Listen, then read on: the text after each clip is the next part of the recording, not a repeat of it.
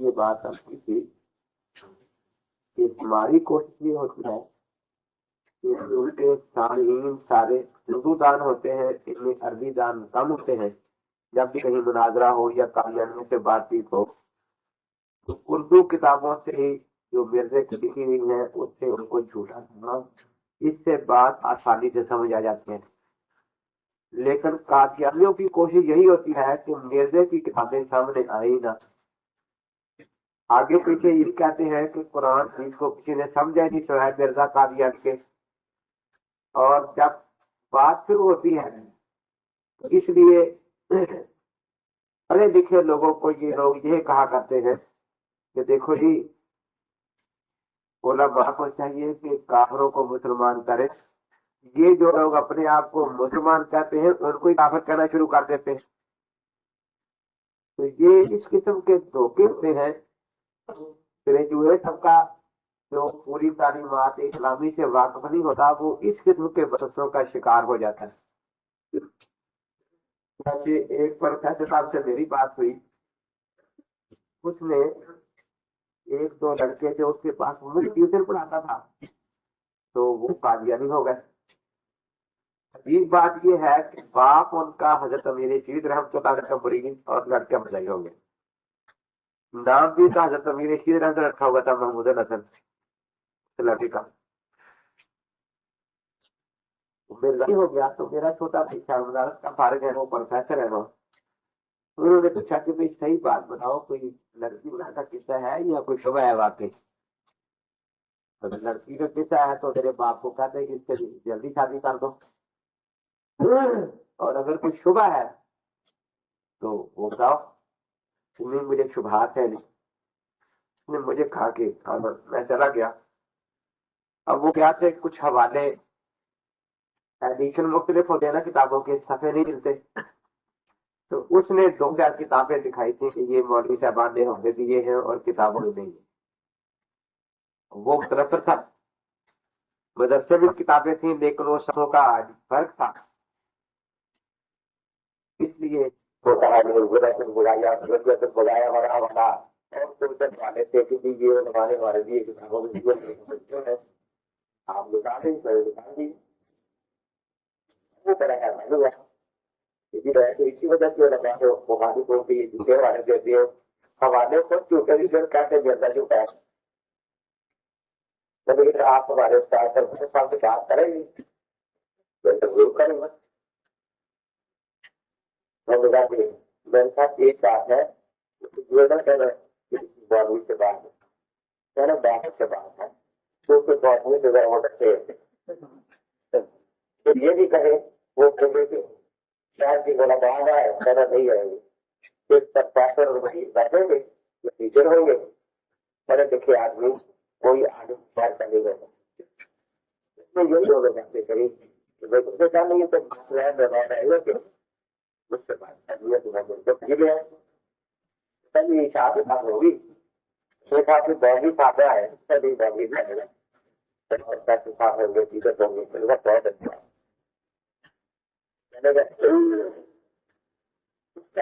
ایسا تھا بہت سخت پریشان ہوں. آج کوئی میرے دل کا دوست ہے میرے دل کا دنیا داری بہت ہوں تو دوست رہے ہوئے. کہتا جی دیکھو میں پاس یہ پڑھتا ہوں روزانہ میں سارا تلاوت کرتا ہوں جو بھی کرتا ہوں زکات دیتا ہوں سب کچھ کرتا ہوں. جب بھی یہ لوگ کہتے ہیں کہ یہ کافر کرتے یہ سامنے دکاندار آدمی سارے جانتے ہیں. عید کے دن بات جاتا ہے مسجد میں جتنا بھی نماز نہیں چوریاں کرتا ہے ڈاک ڈالتا ہے پیسے میری بات ہے کافر. اتنے دکھ کی بات ہے کہ میں سب کچھ کروں پھر بھی کافر اور یہ اسلام کا کوئی کام کرے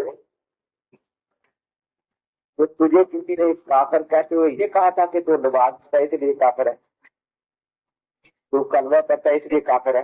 جی میں کلمہ کو ہوں. مرزا قادیانی نے جن کو قدریوں کی اولاد کہا وہ بھی تو بیچارے سارے کلمہ بھی تھے. یا وہ کلمہ گو نہیں تھے جن کو صدیق اور کی عورتوں کو پوتیاں کہا وہ بھی سارے کلمہ گو تھے، جن کو جہنمی کہا وہ سارے کلمہ گو تھے؟ تو میں نے کہا یہ کلمے والی بات ذرا سمجھ آ جائے، میں بھی یہی کلمہ پڑھتا ہوں لا الہ الا اللہ محمد رسول اللہ، ٹھیک ہے غلط ہے ٹھیک ہے، میں کہا میں کلمہ گو ہوں، میں کہا پھر مجھے کافر کیوں کہتا ہے، نبی ہمیں کافر کیوں کہتا ہے؟ شاید دوسرے قدم پر کوئی غلطی سے ہو جائے، تو میں نے ترجمہ کیا لا الہ الا اللہ، اللہ کے سوا کوئی عبادت کے لائق نہیں، حضرت محمد رسول اللہ اللہ کے سچے رسول ہے۔ تو ترجمہ صحیح ہے کہ بالکل صحیح ہے۔ اس کا تیسرا کام ذرا دیکھ لیں کہ لا الہ الا اللہ کے الفاظ تو یہی صحیح ہے، اس کا معنی بھی یہی ہے کہ اللہ کے سوا کوئی عبادت کے لائق نہیں، لیکن پتہ نہیں آپ لوگ کس اللہ سمجھتے ہیں؟ وہ کلمہ شریف میں جس اللہ کا ذکر ہے وہ میں ہوں۔ میں نے کہا آپ تو مجھے کلمہ گو مانے گا؟ نہیں جی، آپ کیسے کلمہ گو میں؟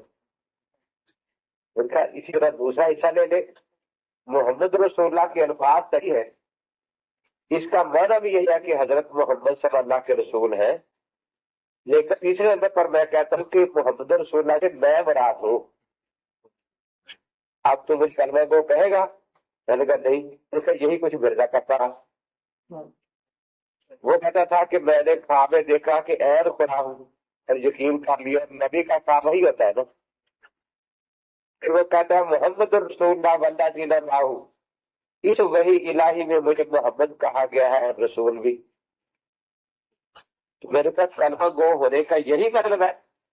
یہ مرزا قادیانی کا جو ایک اصول ہے کہ جو کچھ بننا چاہے یہ کر لے گی، میں محمد رسول اللہ ہوں، کہ تیرا نام تو دشمن بھی ہے، نہیں اللہ نے میرا نام رہا محمد رسول اللہ آسمان میں، میں عیسیٰ ہوں جی، اللہ نے عیسیٰ نام رکھا ہے۔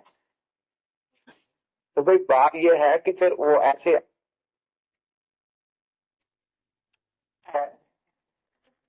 مرزا طاہر کی بیوی کے پاس کہ میرا نام آسمانوں پر اللہ نے مرزا طاہر رکھا ہے، اس لیے تو آج سے کیا بات میری بیوی ہے، تو کیا وہ بیوی مان لے گی اس بات کو؟ ایک پروفیسر قادیانی ہے، اس کی تنخواہ میں یہ کہہ کر لے لیتا ہوں کہ میرا نام نذیر احمد ہے آسمانوں پر، اس لیے تنخواہ میرا حق ہے، تو کیا وہ مجھے تنخواہ دے دے گا؟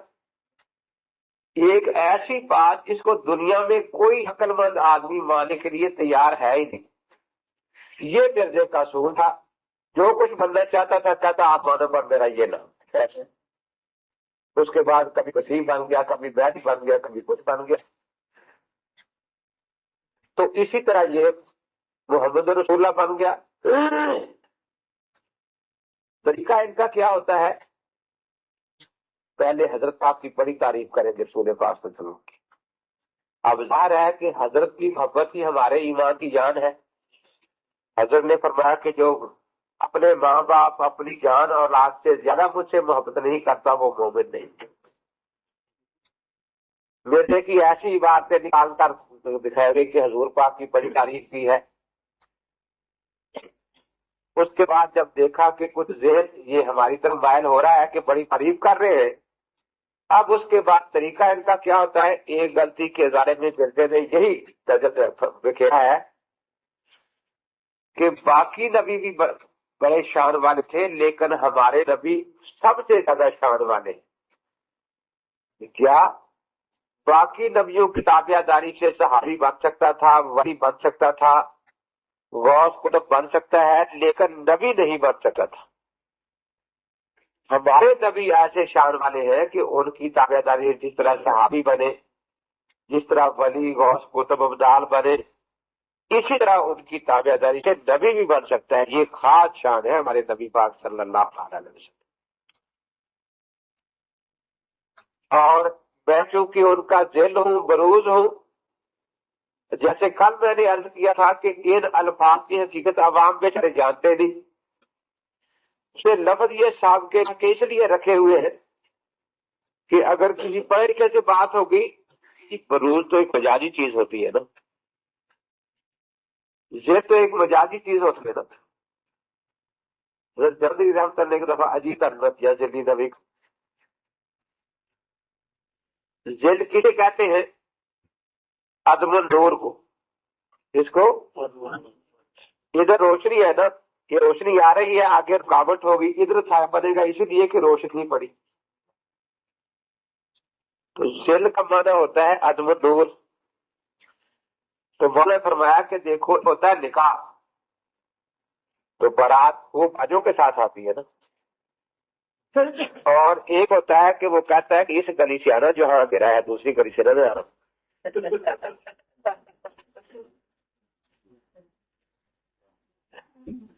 تو کہتے دلی نبی کا معنی ہی ہوتا ہے اندھیرے کا نبی.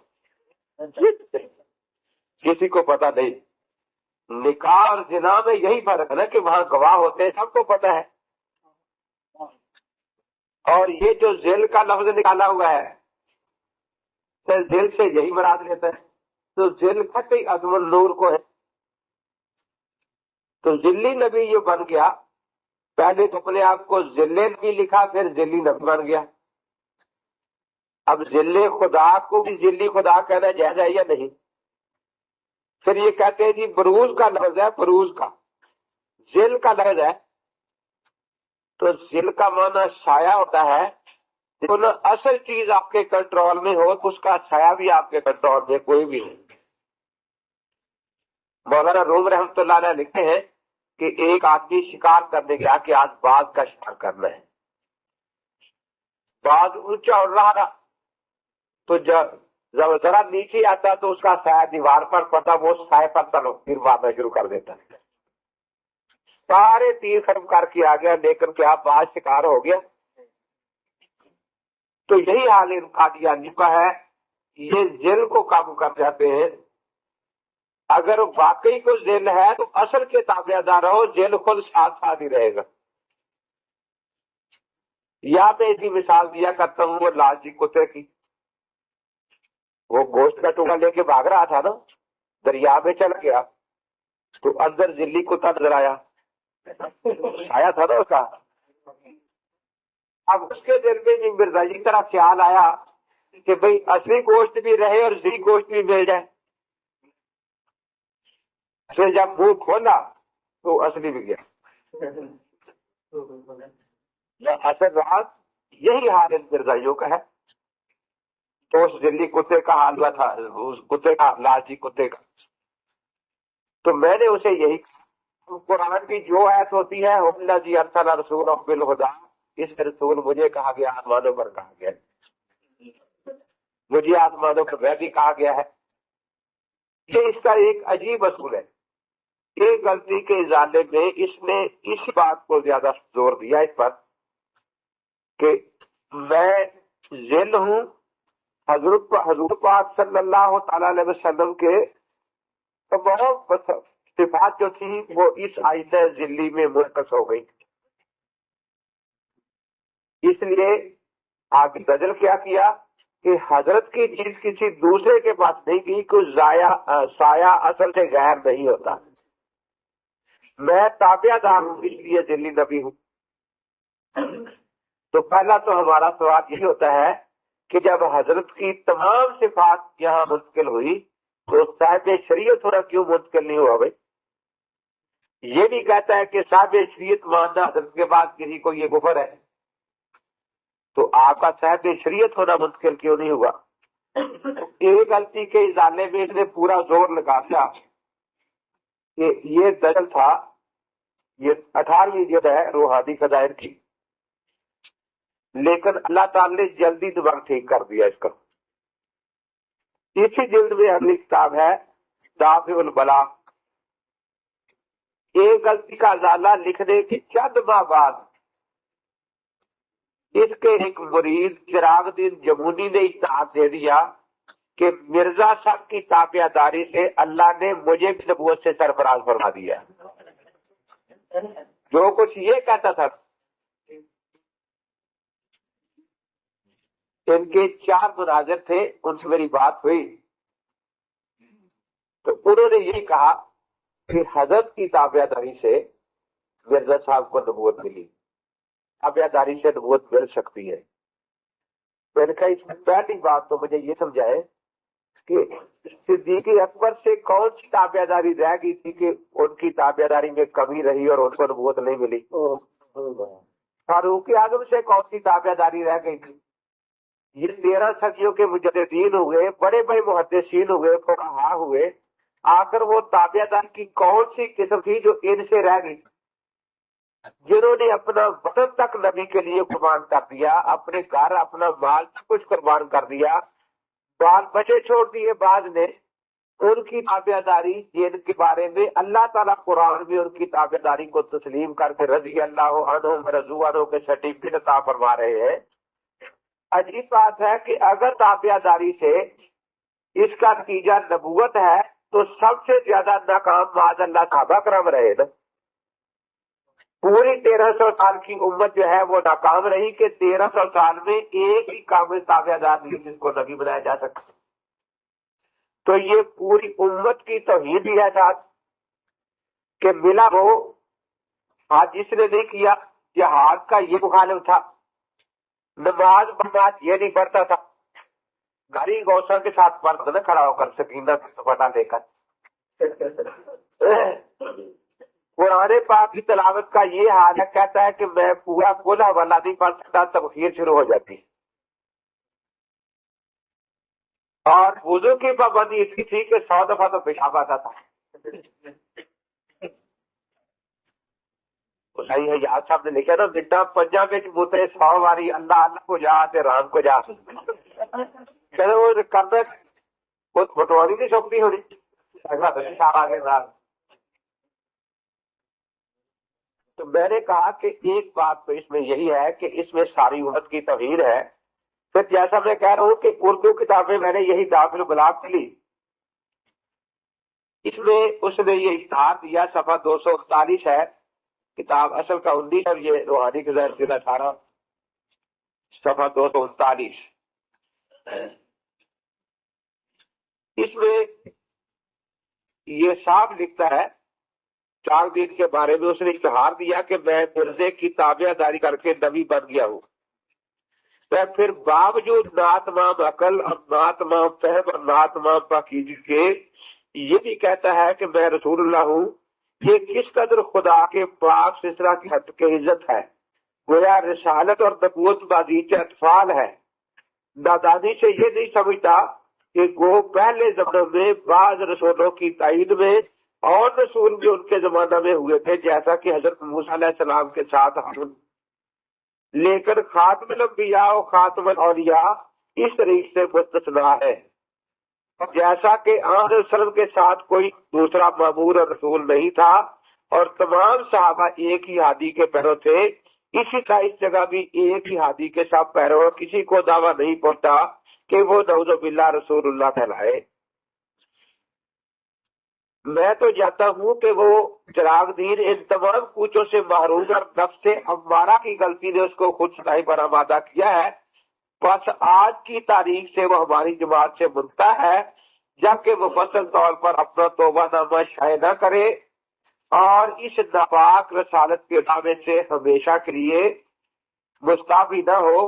افسوس کہ اس نے بے وجہ اپنی تعلی سے ہمارے سچے انصار کی حدت کی ہے اور عیسائیوں کے بدبودار اور مذہب کے مقابل میں اسلام کو برابر کا درجہ سمجھ لیا ہے۔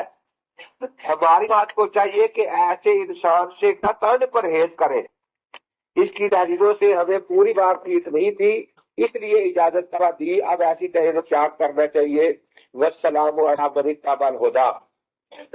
آگے لکھتا ہے چراغ دین کے بارے میں، ایسے خیالات خوش مجاہدات کا نتیجہ یا تمنا اور آرزو کے وقت القاء شیطان ہوتا ہے، یا خشکی اور سوداوی مواد کی وجہ سے کبھی الہامی آرزو کے وقت ایسے خیالات کا دل پر القاء ہو جاتا ہے، اور کیونکہ ان کے پیچھے کوئی روحانیت نہیں ہوتی، اس لیے الہی اصطلاح میں ایسے خیالات کا نام جبیز ہے اور علاج توبہ اور استغفار ہے، ایسے خیالات سے بندی ہے۔ دیکھیے چراغ دین نے ایسا انداز اختیار کیا، آگے سے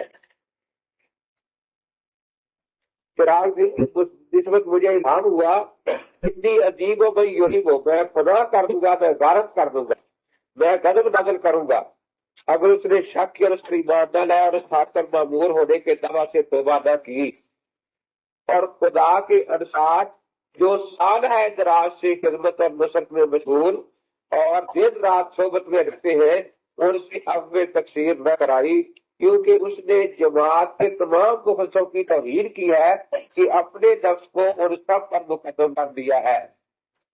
अब देखिए, इसमें बिल्कुल वही बात जो उसने एमसी के इजाले में अपने बारे में लिखी थी, उसका पूरा पूरा रद्द उसी से हो गया कि चिरागदीन जमूनी ने भी यही कहा था कि मिर्जा साहब की ताबेदारी से अल्लाह ताला ने मुझे नबूवत अता फरमा दी है। और चिरागदीन ने जब ये कहा तो देखो वो कहता है कि ये मेरी जमात से खारिज हो गया और सिर्फ मुझसे ही माफी नहीं मांगनी बल्कि मेरे सारे उन साथियों से जब तक माफी न मांगे, कसूर माफ न कराया, जो साल से मेरी खिदमत कर रहे हैं, उस वक्त तक इसका गुनाह माफ नहीं हो सकता। यही हम कहते हैं कि मिर्जा कादियानी ने एक गलती की अदालत में जो ये ढंग रचाया था, उससे न सिर्फ अल्लाह के रसूल को नाराज किया सल्लल्लाहु अलैहि वसल्लम को, और ये अपने ही फतवे के मुताबिक अल्लाह के रसूल की जमात से फर्ज हो गया, बल्कि इसकी तो तौबा का दरवाजा भी बंद हो गया कि जब तक सारे सहाबा से अपने गुनाह की माफी न मांग ले, उस वक्त तक इसकी तौबा कबूल नहीं होगी। सारी वो उम्मत जो पहले बुजुर्ग गुजरे हैं, जिन्होंने अल्लाह की इबादत और रसूल की इताअत सबसे बढ़ चढ़ कर की, जब तक उनसे ये अपने तकसीर न कराए, उस वक्त तक इसकी तौबा भी कबूल नहीं हो सकती। अब सारा जो इसने ताना बुना था, वो सारा खुद ही तोड़ दिया। क्योंकि पुराने पाक में एक पागल औरत के बारे में आता है ना कि सारा दिन सूद काटती रहती थी, रात को तोड़ देती सारा। यही आरिफ मिर्जा गुलाम अहमद कादियानी का है। खत्मे नबूवत के मसले में कितने इसमें खेले, कितने दाव खेले, लेकिन अल्लाह ताला इसके हाथों से ऐसी बात लिखवा देता था। अब देखिए, कहता है कि साहब शरीयत नबी नहीं आ सकता, वैर यह साफ लिख दिया। मूसा अलैहिस्सलाम साहब शरीयत है, हजरत हारून अलैहिस्सलाम उनके ताबे थे ना, इसलिए कुरान में आता है ना, दूसरा आप था हमारी हारून तो मेरे अगर हुक्म का इनकार किया, ताबेदार थे ना। इस इबारत से साफ तौर पर यह पता चला, इसने लिख दिया कि हारून का क्या ताबेदार भी कोई नबी नहीं बन सकता, जैसे मूसा अलैहिस्सलाम के साथ हारून था। तो जो कुछ एक गलती की अजाला में चंद महीने पहले इसने सारा डंगर रचाया था, अल्लाह ताला ने ऐसा तकलीदी इंतजाम करवाया कि उसके मुरीद से दावा करवा दिया कि तू ऐलान कर दे। उसने यही किताब पढ़कर किया होगा ना कि अगर ये हजूर की ताबेदारी से मोहम्मद रसूलुल्लाह बन सकता है, तो मैं इसकी ताबेदारी से क्यों रसूल बन सकता। बात तो इतनी थी। अब जो बात इसने कही थी, जो दलील बनाई थी, दीवार कटी थी, बुनियाद बनाई थी, उसी बुनियाद पर चिरागदीन ने दावा कर दिया। अब इसके गुस्सा देखो किस तरफ जाता है, तो गालियां देता है, नब से हमारा ये सौदावी मरीज है, दिमाग कुछ हो गया है, इसको ये हो गया है। तो यही सारी बातें हम मिर्जा कादियानी में मान लेते हैं। तो मिर्जा साहब के कहने से आता है तो मैं लिखा है तू, क्योंकि कुछ तूने लिखा है ये तेरे ही लिए है। तो तकमीर वो तो मसले में जैसे मौलाना फरमा रहे थे कि इन लोगों के पास कोई चीज नहीं है सिवाय इसके खत्म नबूवत का माना खाली समझ लेना चाहिए कि क्या है। हमारे यहाँ खत्म नबूवत का मतलब यही है आखिरी नबी होने का कि आपके बाद अब कोई नया नबी पैदा नहीं होगा। देखिए कुरान पाक की कौन सूरतें कितनी है, आखिरी सूरत का नाम क्या है, वद्दास। उसके आखिरी होने का आज तक ये माना किसने दिया कि पहली 113 सूरतें दुनिया में ना रहे, फिर उसको आखिरी कहा जाएगा। पहली 60 सूरतें भी मौजूद हो तो फिर भी वद्दास आखिरी है ना। पहले सारे नबी भी जिंदा हो तो फिर भी हजरत पाक के आखिरी होने में कोई फर्क नहीं था। और आखिरी के खिलाफ वो होगा जिस सूरत का नंबर 115 हो जाएगा ना, तादाद बढ़ जाएगी। अब हम कहेंगे कि 114वीं आखिरी नहीं 115वीं आखिरी है। ईसा अलैहिस्सलाम दोबारा फिर ले आए या और नबी भी आ जाए تو اگر نبیوں کی تعداد 1,24,000 ہے تو اتنی ہی رہے گی یا بڑھ جائے گی؟ کیوں یہ تو پہلے شمار میں آ کے ہے نا. اب کوئی یہ نہیں کہے گا کہ پہلے تعداد 1,24,000 تھی اور عیسیٰ علیہ السلام دوبارہ نازل ہوئے تو اب تعداد 1,24,001 ہوگی. نہیں تو کہیں گے تو اسی شامل ہے. اور مرزے کو نبی ماننے کے بعد یہی کہا جائے گا, مسلمان قذاب کو نبی ماننے کے بعد یہی کہا جائے گا کہ اب تعداد 1,24,000 نہیں رہی, 1,24,001, 1,24,002 بن گئی ہے. تو جس کے آنے سے پہلے نبیوں کی تعداد میں اضافہ ہو جائے ایسے نبی کا آنا ختم نبوت کے خلاف ہے. اور جو حضرت کے آخری نمبر کو کاٹتا نہیں بلکہ پہلے نمبروں میں شامل ہے ان کا دوبارہ آ جانا ختم نبوت کے خلاف ہے. تو اس میں اتنے صاف طور پر اس حوالے جو اردو کا حوالہ ہے, جب میں نے ان کے سامنے رکھا انہوں نے دلیل دی تھی, ہر لوگوں کے ذہن میں آئی تھی کہ تابع داری سے نبی بن سکتا ہے. اس کا مرزے نے اردو میں جواب رد کر دیا. اب جب لوگوں نے پڑھی اب ان سے پوچھا کہ بھائی آپ کی دلیل تو آپ کے نبی نے رد کر دی ہے, اب آپ کیا کہتے ہیں؟ ان چاروں نے کہا کہ بس اس کے بعد ہم بات نہیں کر سکتے, ہم مناظرہ بند کرتے ہیں. چل گئے. 3 دن بعد سکول میں بیٹھا تھا, کاغذ چاروں لگے کہ اس دن سے ہمیں نیند نہیں آ رہی کیونکہ ہمارا تو سارا اسی بات کرتا ہے یہ اس کے جھگڑے آبیادار نبی, اور ہم نے کبھی غور بھی نہیں کیا تھا کہ خود مرزا قادیانی نے کس انداز میں اس کو رد کر دیا ہے اور اتنی سختی سے رد کیا اس دلیل کو کہ اس کا جواب ہمارے پاس کوئی نہیں. تو ہمارے ذہن میں کچھ اور سوال ہے, اگر اس کے بھی آپ ہمیں جواب سمجھا دیں تو ہمیں یہ بدل چھوڑ دیں. فرمائیے اور کیا سوال ہے؟ کہنے کے دیکھو مرزا صاحب کے زمانے میں مری پڑی, تاؤ پڑی, بہچال آئے, کار پڑا قحط, تو ٹھیک ہے کہ عیسیٰ علیہ السلام اتنا عرصہ پہلے یہ لکھ گئے تھے کہ جب مسیح آئے گا تو توبہ پڑے گی. یہی داخل بلا میں بھی ہے. یہ جب تعاون پڑی نا تو اگر داخل بلا میں یہی قصہ اشارہ تعاون میں لکھی گئی تھی وہ کہ انگریز حکومت نے تو ٹیکہ ایجاد کیا کہ ٹیکہ حفاظتی لگوا دے تاکہ تعاون سے بچ جاؤ. مرزا قادیانی نے کیا کہا کہ جو قادیہ میں آ جائے گا وہ تعاون سے بچ جائے گا. اور وہ شاید اگلے ہفتے ٹکٹ لیتی قادیہ کا, وہ رات اگلے دن ہی پہنچی وہاں مرزے کے کہنے سے بغیر ٹکٹ کے. اب جب انہوں نے پوچھا کہ میرے صاحب یہ تعاون تو قادیہ میں آ گئی ہے, پرائمری اسکول بھی بند کر دیے گئے. اس نے کہا کہ مجھے الہام سمجھنے میں غلطی کی تھی, قادیہ سے مراد شہر قادیہ نہیں میرا گھر تھا, میرے گھر میں تعاون نہیں آتا. اگلے دن اس کے گھر پہنچ گئی. اس کا ڈاکٹر محمد آصف محمد مرا, اس کا بیٹا مبارک مرا. یہ تو تھا. ادھر دیکھیے اللہ والوں کا کیا حال ہوتا ہے. جب تعاون نے زور ڈالا, حضرت حکیم الامت مولانا شرفی صاحب تھانوی رحمۃ اللہ علیہ نے حضرت پاک کی سیرت کا کتاب لکھنی شروع کر دی, اس کے مطلب یہی لکھا ہے کہ اسی وجہ سے لکھی گئی تھی. فرماتے جتنے تک لکھے جائے ان کی نقل اس علاقے میں پہنچ جا کر آپ کی سیرت اور آپ کے ذکر کی برکت سے اللہ آپ اٹھا لے گا اور اللہ کی رحمت نازل ہوگی. وہ لکھا ہے کہ ادھر کتاب تو قبل ہوئی ادھر دن سے تعاون کی مصیبت. یہ ہمارے حضرات کا طریقہ تھا.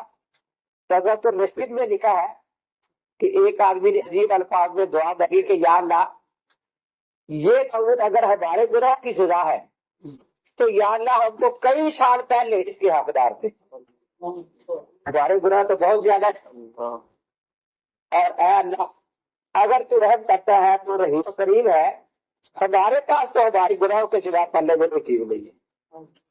لیکن ہمارے ضلع میں ایک شخص ہے علی رشید احمد گنگوہی, جب سے ہوش سنبھالا ہے ایک سنت کی طرف نہیں ہوئی.